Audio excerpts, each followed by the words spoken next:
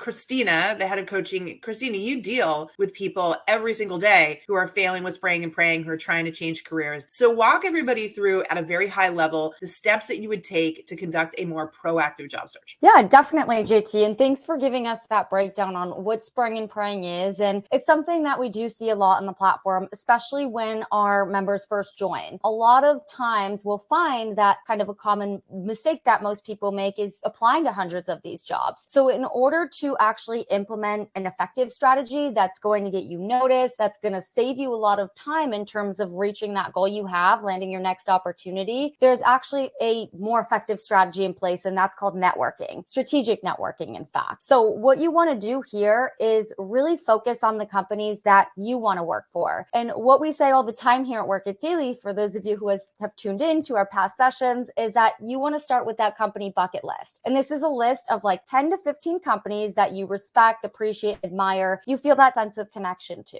Now, when you create this list, you can always add companies, you can always remove companies based on your preference, but you want to find that deeper connection. Maybe you support the products and services that they sell. Maybe you feel connected to the type of company and their mission or their values. You want to find that type of connection with them. And from there, what you want to do is be more strategic and network your way into that organization. So by doing some outreach, you're going to do this on LinkedIn. It's the #1 professional network. If you haven't already, create that LinkedIn profile. And what you're going to do is reach out to current employees, people on the hiring team, recruiters who work at your dream companies. So that way, instead of just applying to hundreds of jobs and just wishing for the best, you're putting your best foot forward. You're actually implementing a strategy that's going to get you noticed, and you're directly knocking on those recruiters' doors or those hiring managers' doors. So that way you're showing them their value, you are showing your personal brand, and you're making that effort. And that's going to be really impressive to them as opposed to just applying and waiting. Okay. You don't want to play that waiting game. And it can get a little bit frustrating,